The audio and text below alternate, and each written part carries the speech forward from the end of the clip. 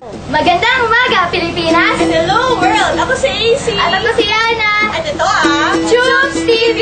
Narito po tayo ngayon sa Barangay Batasan Hills, Quezon City! At matutunghayan niyo na naman ang isang kapanapanabik na pag-aamon sa isang bahay. O ano, Yana? Tara na ba? Yan na! Tara na! Tao po! Ay, parang walang tao. Tara na. Tao po! Ano yan? Yari ka! Nandito po kayo. Ikaw sa Chooks TV! Ano pangalan niyo? Julie, may hako kami sa iyo sa Cooking Challenge. Kakasa ka ba? Kakasa! At narito na po ang mahiwagang bunutan! Pili ka na, Julie. Ano kayo mapipili na? Hindi ko din alam eh. Excuse me. Sapsuy at isda. Wow! Kaya mo ba yan? Kaya-kaya. Oy, Ano ba yan? excuse me? Sino ka po? Excuse me. Tara, pasok kayo. Tara na!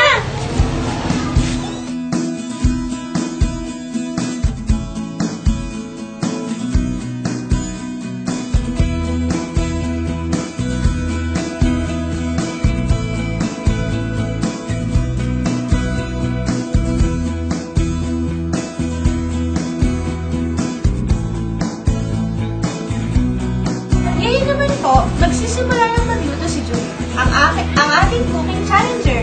Sakto-sakto, AC. Umuulan. Masarap kumain patulog. Oo nga eh. Tama. Kita namin yung kalan. So, lalagyan na natin ng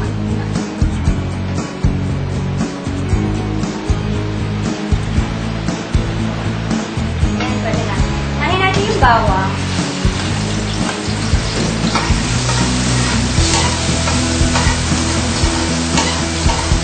Tapos, sinit kagad yung sibuyas. Kasi masusunod yung bawang.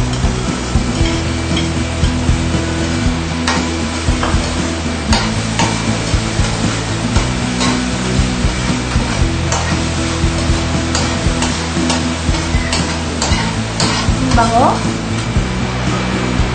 Pag medyo maluluto na, ihulog na natin yung manok. Tapos, lutuin natin ng konti. So, pag medyo luto na yung mga labas na parte ng manok, lalagyan natin ng dalawang basang tubig.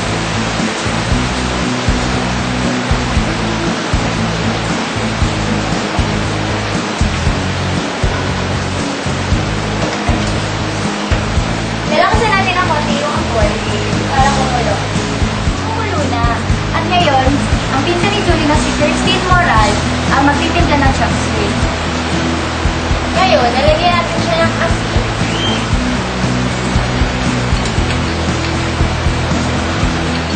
Paminta.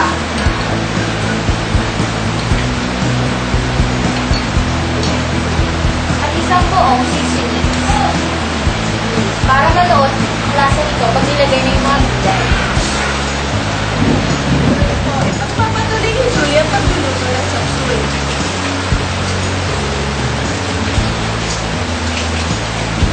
Pag luto na yung manok, ilalagay na natin yung toyo, pandagdag sa lasa.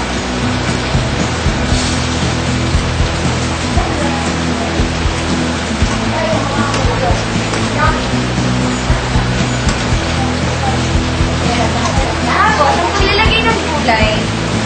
paglalagay ng gulay, kailangan unahin mo muna yung matigas pupunta sa mga malalambot. So, unahin ko yung sayo.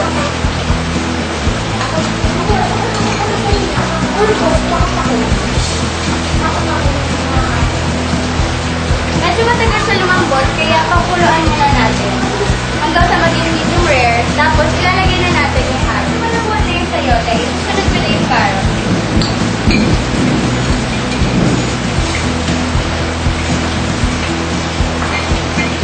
Susunod yung carrot, susunod na natin yung cauliflower.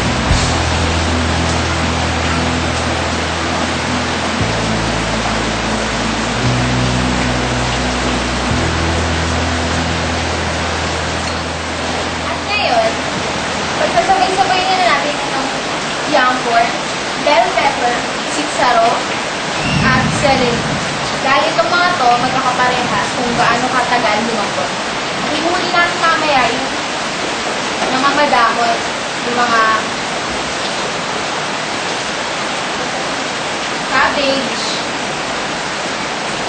pechay bago, kahit mabilis lang itong lumambot.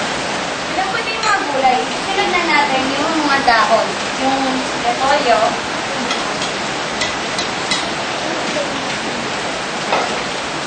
at pechay bago.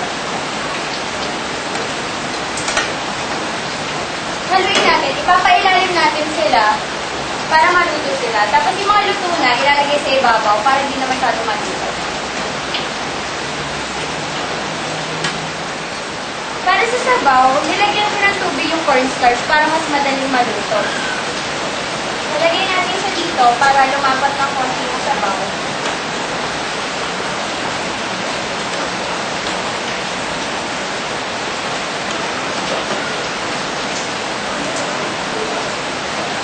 Natin ilalim.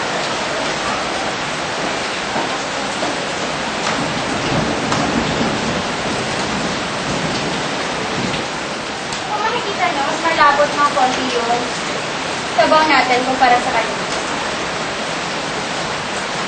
Tapos ito, tatampanan natin siya kaya ang maluto sa inyo. Ayan, luto na. Papatayin na natin yung kalan. Ito na ang finished product. Tada! Hinihintay na lang natin i-serve nila Julie at ni Christine ang Pilipinong pagkain na ginawa nila. Ito na siya. Wow! Mukhang masarap pa. Mukhang nagtagumpay sila sa cooking challenge, di ba? Dalaway ako siya. Subukan ko yan. Ngayon, titikman na namin yung pagkain na gawa nila. Sarap! Panalo! Sarap talaga. Lasang-lasa mo lahat ng mga gulay eh. Oo nga eh. Ngayon, tingnan naman natin ang reaction ng dalawa nilang kapitbahay. Oo nga.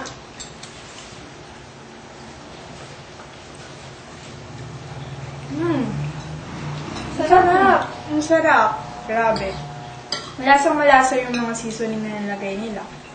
Ang sarap. Anong tamang pagkasimpla? Ay, ang sarap. Busog na ako. Gumawa na naman siyang ko.